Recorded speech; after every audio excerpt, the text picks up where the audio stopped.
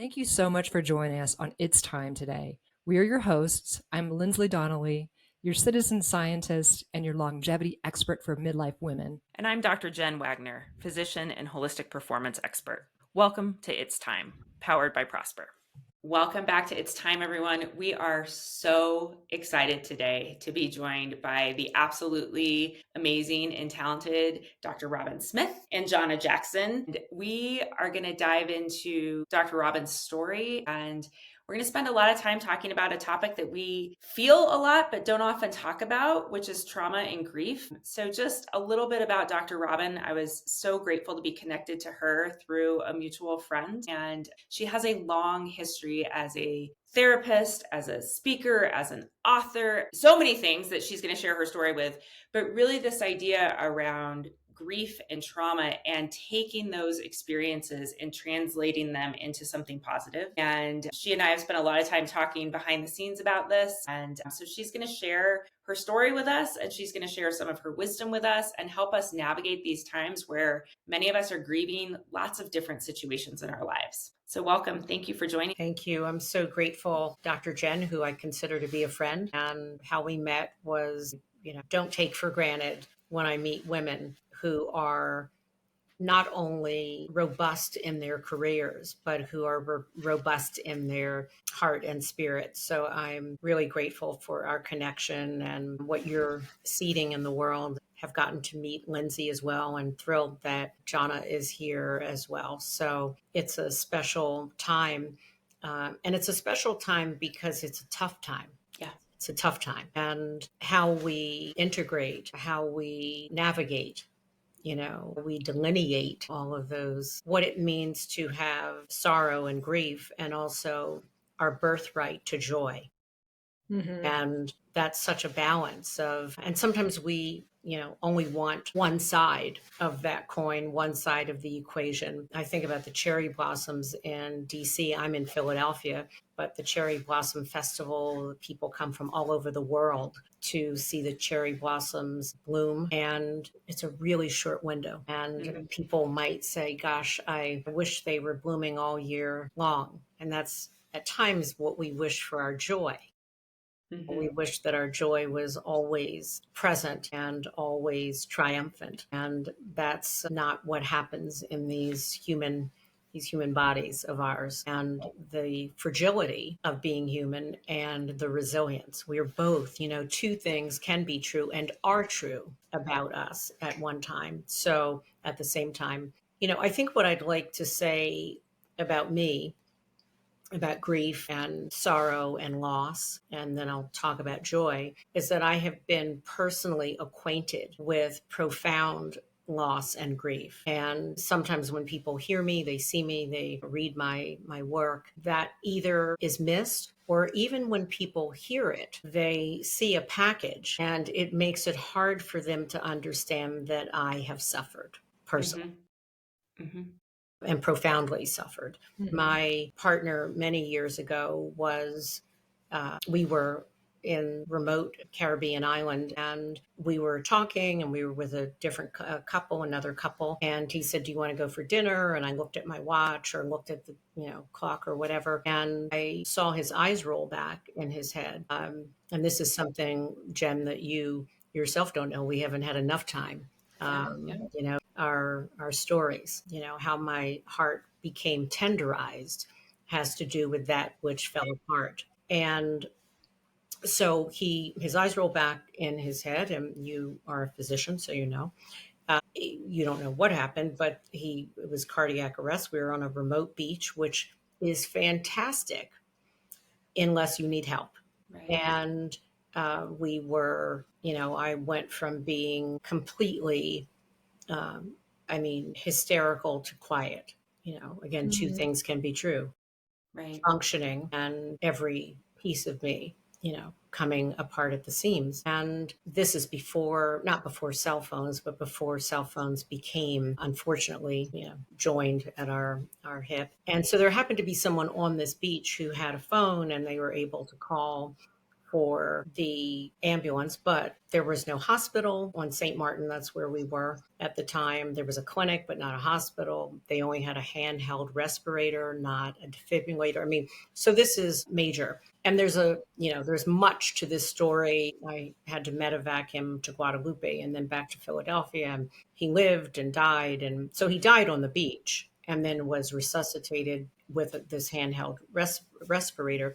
But I was, to say, unprepared for that moment in my young life. And then a few years later, I stopped working, lived in the hospital literally, and then he went to he had an anoxic brain injury. His brain, for those people who don't know, he looked fantastic, but he wasn't fantastic because his brain had been denied oxygen. And we made a journey together until he died again on Christmas Eve of that year. So I say that because that was a long time ago, and yet it was yesterday and it was forever ago. It was unreal and it is completely real. And so I think in this season that we are in this country and world, where regardless of how you vote or voted or wish you voted or would redo something, here we are. Here we are. And so there is this moment of how do we make space and room for that which hurts? Right. And can we be vibrant? Can we be, committed and passionate about one part of our life and aching in another? Do we have to choose sides? And, do I have to be just joyful or just full of grief and loss? So what I hope, even in our time together in this moment, is that we can do what I call write a permission slip, like from the principal, and that our time here with, the four of us who have gathered and all those who are, on the other side of the mic, that this is your invitation. I'm saying this to all of the listeners and all of the people who are tuning in and joining us, that this is my invitation, my personal invitation to show up for your own life and your whole heart, with holes, HOLES, longing to be whole, WHOLE, which is a holy, HOLY journey. Yeah. So that's why I'm here. I know about holes. I know about the longing to be whole. And I know that it is a sacred and holy journey. I love that framing of it, Dr. Robin, of the ability in this moment to be grieving for things other than an individual, right? To be grieving for values or grieving for cultural memories, and to be able to carry space with that loss with integrity and still build forward a path for light. And those two coexisting, I think, are really new, maybe for a lot of us, because, at least a lot of our cohort, this generation, hasn't had a lot of loss, right? Unless you've had individual loss. We haven't had cultural loss at scale that was systemic. And so we're feeling this idea of grief and sorrow and anger without an identity attached to it, not an individual. It's more character trait wise. So that toolkit or that invitation is such a gift that you offer for people to navigate and translate, what am I feeling and how do I go forward in parallel with joy and delight and in authenticity with disappointment and heartache and sorrow. Yep, not that forced whiplash of making ourselves choose what side of the equation we're going to stand on. Instead of when they say don't straddle the fence, of course, humanity, we're all straddling. And now in this collective way, with COVID, which had its own profound and will continue to have its own profound shaping on us and of us. And then politically, I'm thinking today is the 5th anniversary of my mother's death.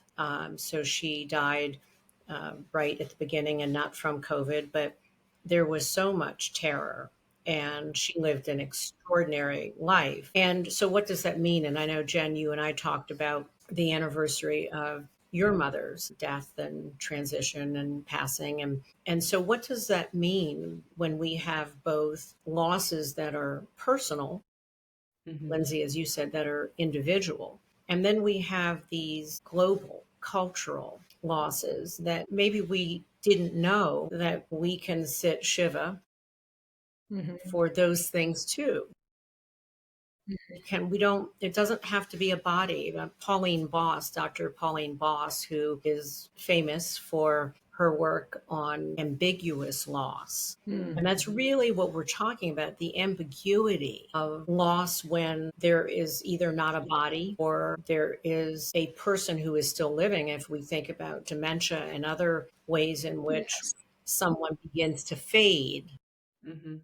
but they're physically there.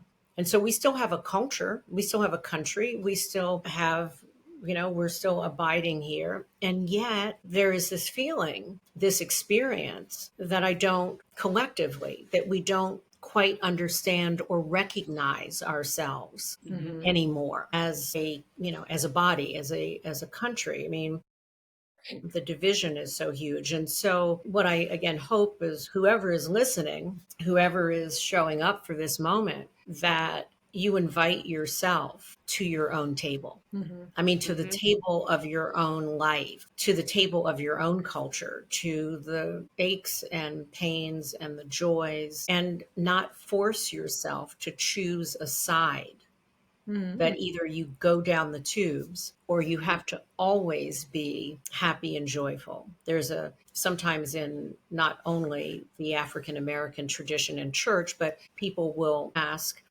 how are you? And someone might respond, I'm blessed and highly favored. And I think that's tremendous when I am blessed and highly favored. But Yeah. where is there room to say, I'm blessed because I'm here? I still have an Mhm. opportunity to figure out life, but I'm blessed and things are messy. Mhm. And I feel like as a nation, and as women in particular who Mhm. we were conditioned to have things in order. And if Mhm. we don't have them in order, that there is shame that comes with that. And so this is a reimagining of I can be blessed and I can be messy Mhm. Mhm. Or heartbroken, or right? I heart. can be blessed Absolutely. and I'm heartbroken at the same Absolutely. moment. I love that term ambiguous loss because I feel like a lot of the time I have right now ambiguous grief. And I can't even sometimes describe what I'm grieving because I don't have sophisticated enough language or even understanding to put it in a context. But I know I just carry this kind of sadness for myself, sadness for my daughters that are facing a world and challenges in that world that I haven't had to face, which I think is, that's not the way we predict life, right? Is that we are making it better for those that are coming behind us. And when you Right. see that not being kind of fighting that natural order of things, I guess that's probably like the one thing that I grieve most right now is that my daughters, and if my daughters choose to have children, their futures look very different than I would have imagined them a decade ago. Mm-hmm. And having to have these very different kinds of conversations with them about their personal values, their health, their access to different, whether it's medical care or mental health care, or what all of these different things that I thought I would never have to go back and have these conversations about. Now having to do that, I feel this ambiguous grief, and there's not a there's not like one thing I can target to say this is why I'm grieving. And so Mm-hmm. it feels overwhelming. You could just feel smothered it and you're trying to find some joy and some happiness in these periods, but it's hard. It is hard. It is hard. I think also, and that's why I mentioned Dr. Boss about ambiguous loss, because this is a time of ambiguous grief, that something's off. And I don't quite know what it is. And I don't know whether or not it's just me. Like, is it just me? And, when the world keeps moving and people seem to be doing or feeling more balanced than I am. And that's Right. why Mhm. this venue to me is so essential that we came together.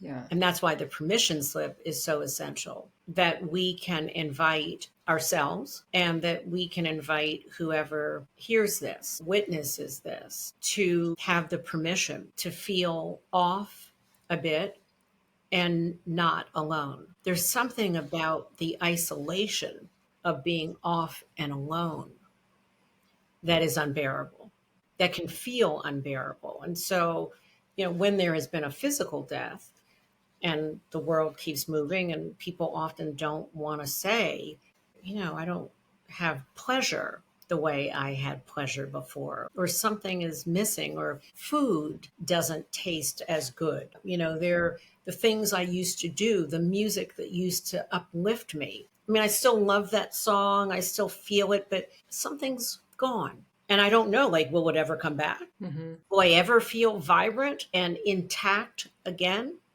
And a piece of what we are doing, I feel in this moment, is creating community so that people know they are not alone. And that we know, and I know, let me personalize this, that in this moment, I am not alone.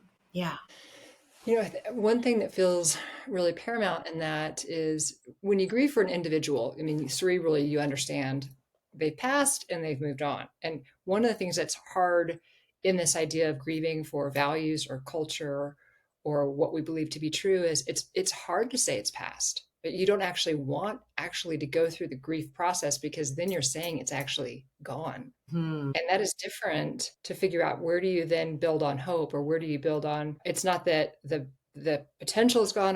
Do I reframe this as there's a new way to build this value or this cultural norm that I thought was a given and no longer is, or those things that conceptually, it's almost harder to explicitly grieve for them because you kind of don't want to let them go, right? Like they're threatened, but are they really gone? Like a human passes and we've rationalized spiritual connection to that human after the fact. But things are so core to our value set, it's hard to really go through that grief process because that letting go is terrifying. Lindsay, that's so urgent, like what you just brought up.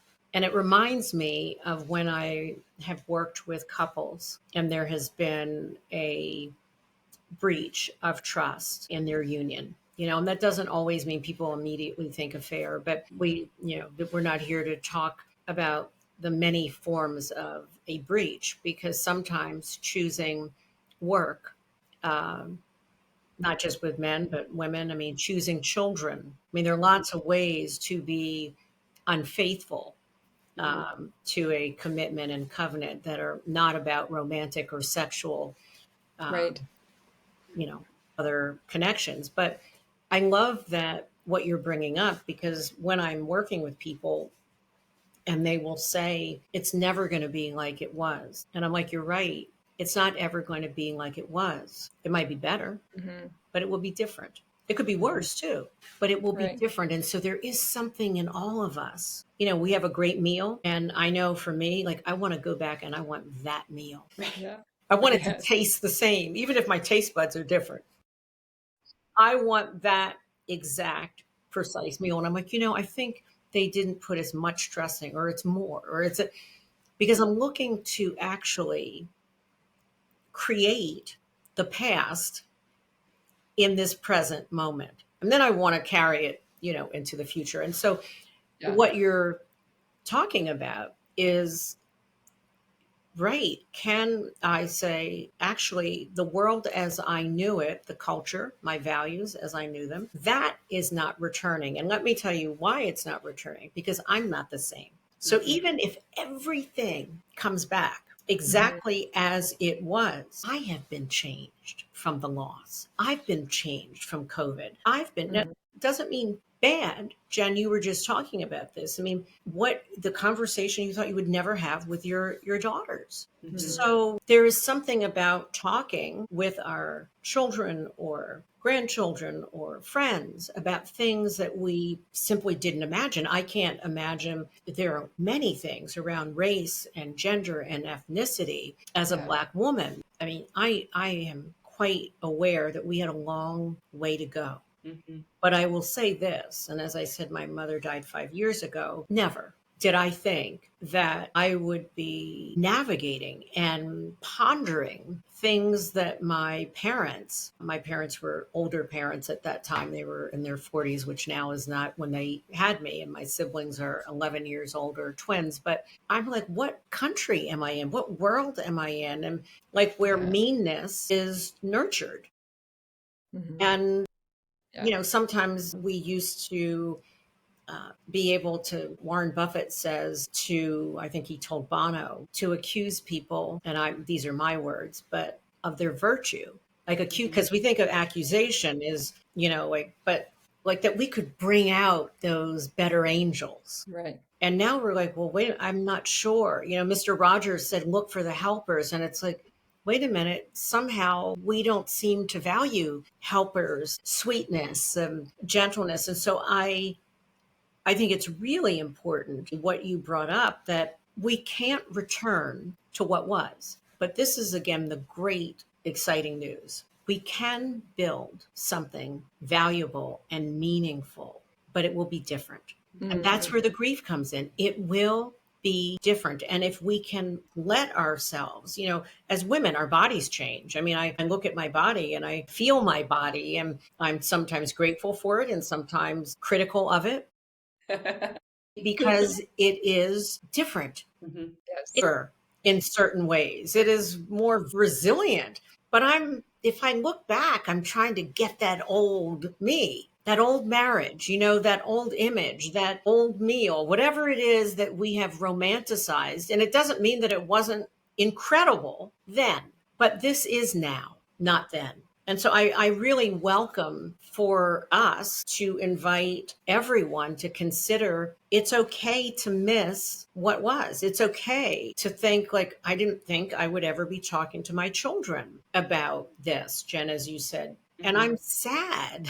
Mhm. I'm like sad that I don't know what future Right. Mhm. I'm cultivating and offering them. And so if we can make room, I mean, pull a chair out like you would for a guest who you really like, Mhm. and invite my grief to sit at the table and dine Mhm. and wine. Yeah. Do you think, I try to say to myself, Lindsley and I talk about this all the time, but we have to move forward. There's no alternative, right? We have to move forward, and we are all going through loss and grief at different stages. I recently lost my mom permanently. I felt like I lost her. Some of the connectivity was a gradual decline over years. Lindsley's actively going through this with her mother right now, who she has not lost permanently, thankfully, but this, even the Grieving. loss of the relationship that you've had Yeah. and those changing dynamics. Mhm. And then when we look at this more ambiguous loss and grief, and do you think there's a place for, I'm going to use the word ritual, that may not be right, but some sort of, I almost feel like I need closure around some of these things to be able to move past them, Lindsay. Like you Mm. said, That's a great to question. Yeah. acknowledge it's happened, to say, we're not going back. We have to move ahead. So, how do I close this chapter so I can move ahead? So I'm not holding on to this last little filament of, I don't want to use the word hope because that's not really what it is, but this last little filament that things are going to go back to the way they Yeah. were, when that's not going to And happen. So, nostalgia. It's like you're holding that nostalgia, like that's gonna be yeah, real. how do we let go of that to Yeah. be able to move into this new realm? Some of this has affected, like obviously the passing of my mom has affected my family, but this ambiguous grief has affected my family in very impactful ways. Hmm. And I struggle with, like, and I know my family members listen to this and we've had these conversations. We have different ideas. And that doesn't mean I don't love them. That doesn't mean I don't value them as my family. I love their children, but we do have differences. And so I want to be able to put some of my frustration with that aside and be able to move forward. Yeah. So, and it's an interesting word about put it aside and kind of be done with it. Right. Because I can't. No, it And always so coexists. Yeah. maybe it's less about being done with it and letting it have its own place to live. Because, see, I think the energy behind, I want to kind of finish this, Mm-hmm. can be an illusion in and of itself. Okay.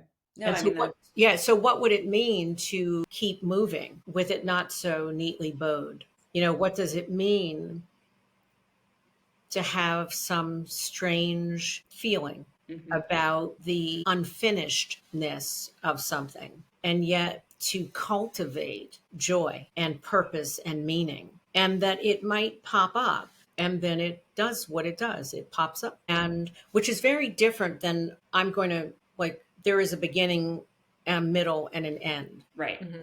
in terms of grief, that there is, and how one can we make room for how you do grief and how I do grief. And I said to Mhm. my sister, again, my brother and sister are twins, and this is something else that is probably not known, meaning by you, but my brother suddenly died 2 years ago, 2.5 years ago.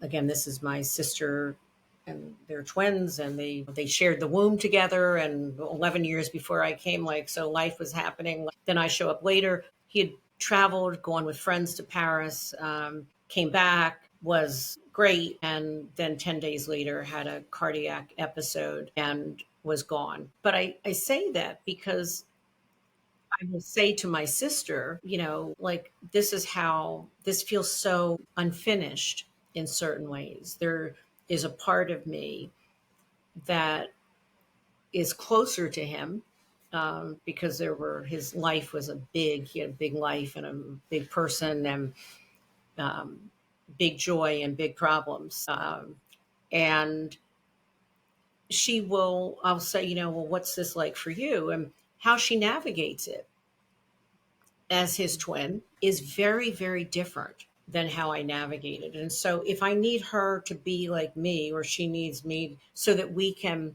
maybe affirm that one of us is right in how we've done this. And so I'm just wondering, what does it look like to have a process that lets your loss and my loss and Lindsley's loss and Jonna's loss, all of our losses, in a way that it changes, but it's never over. Yeah. And I think that's a very different experience, that Mhm. it changes. And it may even be that what feels so intense now, I listen to people talk about, you're going to feel this way. We don't know how somebody else is going to feel. We don't know how we're going to feel. And that we sometimes will want to prescribe and ascribe a particular experience to loss, when, like every other living, and this is what I want to say, loss is a living organism. Mhm. So even though there may be death to values, or death to culture, or death to a person, my is living. It's changing. Yeah. It Mhm. changes with me, and I change with it. And I can drive by a cleaners that I drive by all the time and feel nothing. And then my father died 35 years ago, and I can feel an ache for him in a way that I'm like, okay, but I pass that dry cleaners all the time, and I don't feel anything, and now all of a sudden I'm tearful. So I guess I'm inviting us to, like bread dough, I mean, to knead in the grief that we have, and not force ourselves to feel or not feel. This is the other part of grief. I mean, maybe I'm good, and someone thinks like I should feel more devastated. I mean, like something's like off. And then I'm thinking, maybe there is something off. Maybe I don't know, like they seem to think that I should feel differently than I feel. So this is, again, the permission slip. Can I just make room to feel what I feel, and to not feel what I don't feel? Mhm. I love that point, because I know I struggled with that after my mom died. Am I sad enough? Am I, and if I was doing something that brought me joy, was that discounting what I had just gone through and discounting her life by finding joy other places? I struggled with that a lot. Like, is it okay to be with my dad and my brother and we're laughing and having fun about something that's totally disconnected to her? Is that okay? Are we, that took a long time for me to not even rationalize, but sit with and say, yeah, it is okay. And so I would love to kind of use that as a transition point a little bit to, I also think it's hard, we live, regardless of what side you're on, regardless of your viewpoint, we live in a very divisive world where all of a sudden we don't like certain people because of things that used to never even be issues, right? And it's so heavy sometimes, and we need to find the joy, but sometimes I feel like it is hard, or we feel like we don't give ourselves permission to find the joy, celebrate the joy. How do we move when we live in this world of kind of constant negative barrage? How do we find the joy and embrace that and bring that a seat at the table as well, and recognize the importance and share that importance, especially in the face of those questions of you're not taking life seriously enough if you're finding joy, you're not grieving properly if you're finding joy, all of these other messaging that is sent to us constantly. But your journey with your mother, Yes. because that's, again, it's a living journey as her journey is shifting. Yes. Yes. As her journey is shifting. Yes. And so what does it mean? Am I disloyal if I laugh? Am I disloyal if I fantasize about a vacation when I have a parent who is what I call dialing back? Yes. You Yeah. know? Yes. Yeah. Or, just the idea of having, when my brother and I were talking it through, it was like, it's okay to grieve for the mother we remember, and the mother whose memories bring us so much joy and comfort, even though this other person with whom we're compassionate is not embodying that memory. And Yes. even that she's breathing, right? It's not that she has passed. It's okay to have that grief moment right now, because that transition is a grief. Absolutely.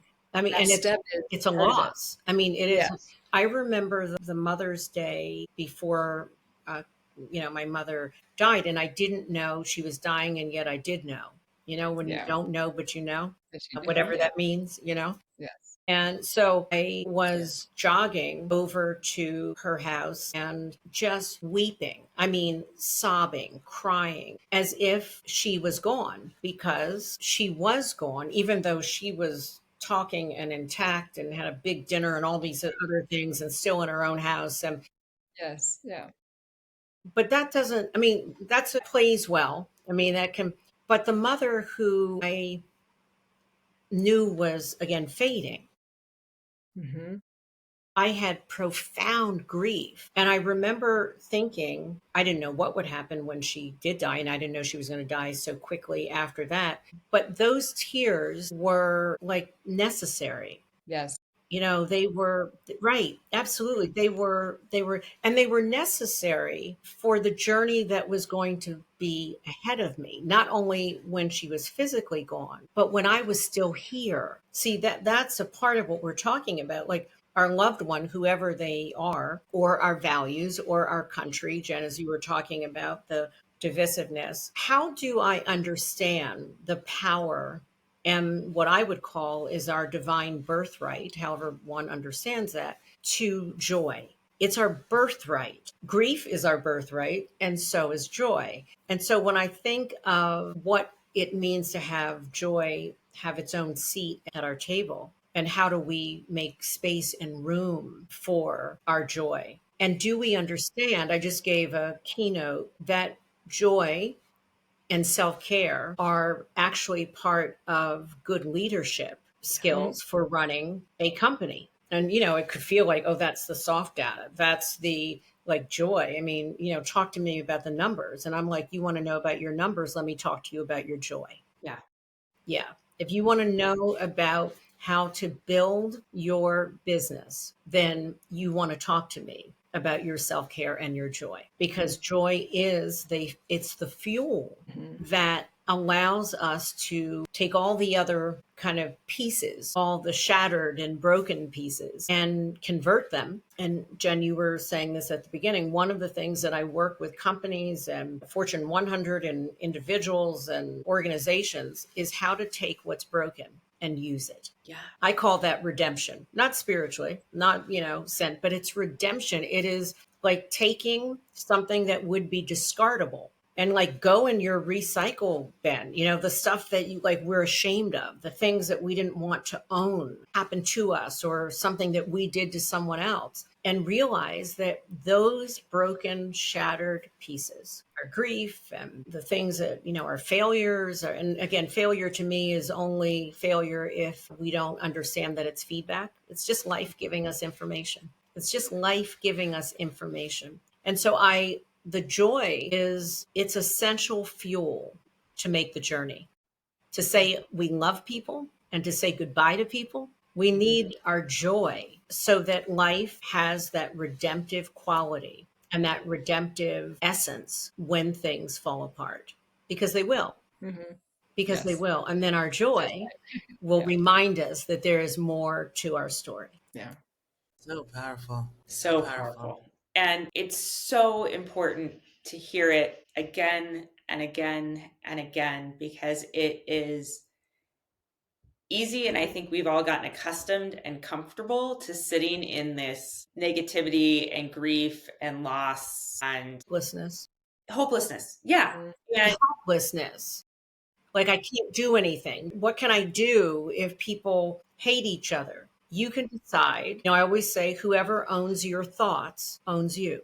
And so if we begin to think about, well, okay, so maybe people do hate each other, but I have a choice. I can choose. I have a free product called Choose Differently. And it's all about the power of choice, that we Yes. can choose differently. So, yeah, the neighbors and the people at the mosque or the synagogue or the church, I mean, yeah, but that doesn't have to be my choice. I can choose differently. And so instead of feeling disempowered, Mm-hmm. I can actually think, well, I can't change the world, but I can do something in my house. Mm-hmm. And I can do something in my mind. I can do something at my table about what I am doing and whether or not I'm making room for my sorrow, my exhaustion. Exhaustion is something, and again, with women, because we just, can flash that badge, that says like I'm exhausted, and people say, "Oh, I know, like me too." And I'm thinking, well, how about if maybe that flashing that card is like, well, but you can choose to not live on fumes. You can choose to not call crumbs a meal. You can Mm-hmm. choose that joy is what you're going to cultivate, because again, whatever it is we focus on is what grows. Mm-hmm. Yes. And I think that is just, again, so important. I'm reflecting when we have these conversations, I reflect a lot kind of on my life and what things are going on. And I just love that idea of, regardless of who I'm with, bringing that attitude and temperament to the table. I literally have this visual of every time I go to sit at a table, there's a chair on either side of me, and one's my grief and one's my joy, and they're going to come with me. And Yes. that's just part of it. And Dr. Jen, let's remember this. They're going to come with you and they're going to come with me. But whether or not I give one more room, more airtime, Mm-hmm. and who else is at my table? That's the other thing. I mean, if my sister is at my table, we just had a conversation recently, and we see the world differently. We see parenting and her grandparenting and very differently. And so I want to invite us, and this is again what I practice in my own life, to decide who is in my ear. Who am I letting get close to me? And if people drain me, like I always say that caller ID, I think, was like, God's invention or the higher power, however one understands that. But we don't use it enough. It's like, oh, that's my so-and-so calling. I have to answer it. I'm like, maybe you should think about whether or not this is the right time. Yes. Whether or not this is the right moment. I mean, maybe Yes. 5 minutes later, or maybe Mhm. after dinner. Yeah. If this person is draining and they're like always on that negative, like the world is coming to an end, you might think, well, I'm already tapped out. So it's probably not good self care for me to answer that call or respond right now. I can do it later.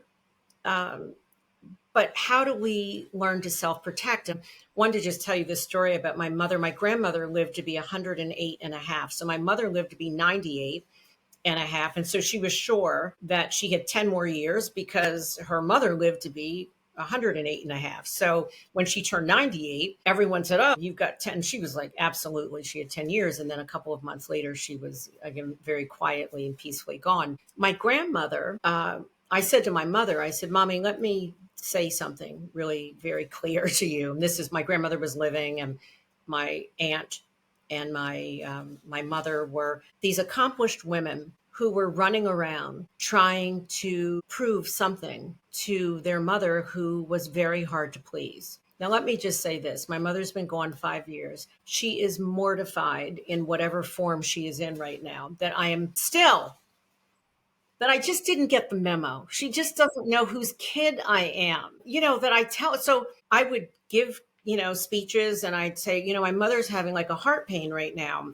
And people would look, and I said, no, no, no, she's fine. She just knows that I've been up long enough to tell you guys that I'm not perfect. She's not perfect. We're not perfect. And that's not what she wants on the street. She just wants that bio out there, not the rest of this. But I said to her, I said, Mommy, let me say something.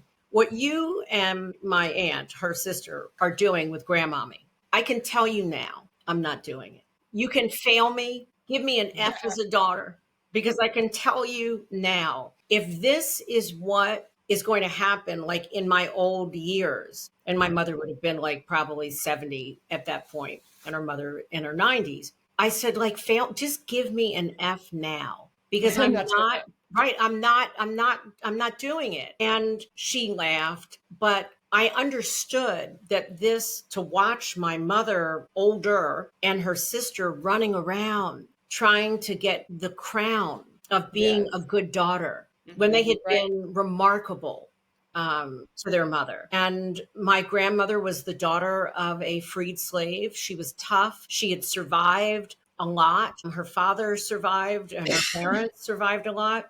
But that wasn't a reason. And this is what I want people to understand.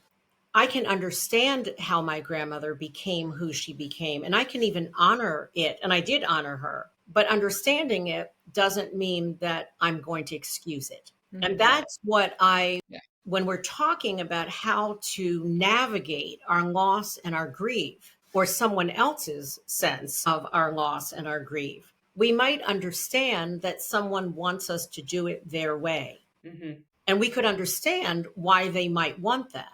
But that doesn't mean that I'm going to indulge it and do it. Yes. Yeah. Such strong advice. Okay, Dr. Robin, where do people find you?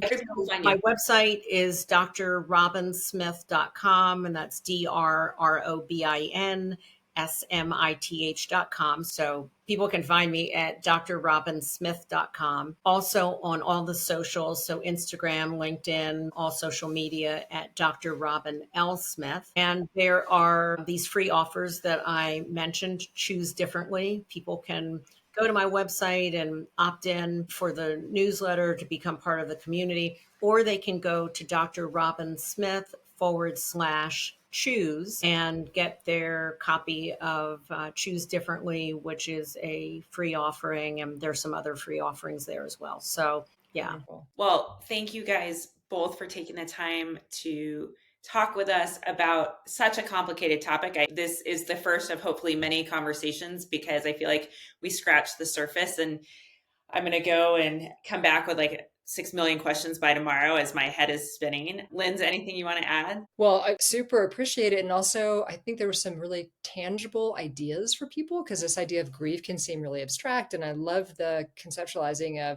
grief can coexist with joy, and it can be with you for your lifetime. It's not something you need to get over or shed or let go of. And grief can be the foundational building block for the better vision you have if you're grieving these concepts or cultural or community heartaches, that can be the catalyst and help you architect what you want to shape that might survive and thrive longer than what it is we've let go of. So I love that message of light and hope that's practical for people to digest. No, it's great. And I do want to, just as you said, that remind us of two things. One, that sometimes we convert grief into guilt.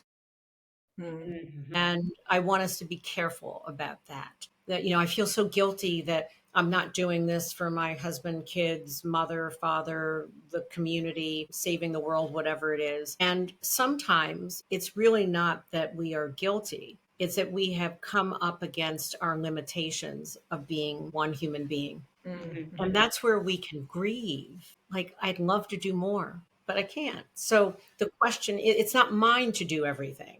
So just that we tease out the difference, that sometimes what we are calling guilt is more about grief. Grief about what is, grief about what isn't. So just to share that. And then the last thing is just be kind to yourself. I mean, that's really, I mean, if someone said, like, what's the medicine? What's the medicine for grief? And it's self-compassion. And then we can, from the overflow of our self-compassion, we can share with others. We can be compassionate and more tolerant, even for people who we don't like. So we're allowed to not like people. We don't have to like everyone. We don't have to. But there's a difference in, if I have been tender with myself, I can be very different with people who I don't particularly like, or don't, appreciate how they treat me or treat someone else, but how I show up with them is very different when I have been good to me. That's a very strong and important point. And I think we see that in so many aspects of life, right? And what we talk about so much is this self-care. And I think we sometimes maybe don't emphasize how we talk to ourselves and treat ourselves. We talk about, are we sleeping? Are we fueling correctly? Are we moving our bodies? Are we connecting with others? But really, have we given ourselves some grace and been kind to ourselves, which most of us are not? We're not. I mean, the word, slander, that we talk about slandering someone else, but I always check in with myself. Have I slandered my own name today? Have I slandered my body? Have I slandered my thoughts? Have I been mean to myself? And maybe I screwed up. It's okay. I mean, I screw up. But then how do I treat myself when I become aware that I made a mistake, or that my patience was not patient? Yeah. And so I just want to remind us that Mary Poppins, a spoonful of sugar helps the medicine go down. And so we need some sugar. We need some sweetness. Yeah. From whom all wisdom springs, Mary Poppins. Yeah, absolutely. Right? That's right. Yeah, that's it. Well, I would just like to, on behalf of those who were fortunate enough to listen to this conversation, thank you so much. I feel it was a healing conversation. It was a thoughtful conversation. It was a meaningful conversation. It was a practical conversation. And most importantly, what made me feel healed is that it was a safe place to even have the conversation. We can't even have the real conversation. We can get on social media and have our point of view or use our little code words, but we can never talk about it as grief, as ambiguity, you just hit on such an important theme for so many of my friends, so many people that I just interact with, and we all feel it, but we don't have the space to talk about it or even hear others talk about it. So thank you for that. And I hope there are more conversations that I get to hear, be a part of, celebrate, share, all of that. It was amazing. Thank you. Thank you for joining us. Yeah, thank you, Jana. Joining us. And thanks everyone for tuning in and listening with us, and more to come. Like I said, we're just getting started. There's so much here. And Dr. Robin, thank you for imparting your wisdom, helping us learn how to create space, John, to have these conversations, to feel safe having these conversations, and to learn how to bring brightness into what is kind of, for many people, a really dark time for lots of different reasons. So thank you guys. We appreciate you. Thank you. Thank you so much for spending your time with us here today. If you liked what you heard and you got some tips on how to live better right now and for the long haul, please help us reach more midlife women. Please share and rate and like this show. And we can't wait to continue the dialogue with you on our next episode. Until then, thank you. It's time.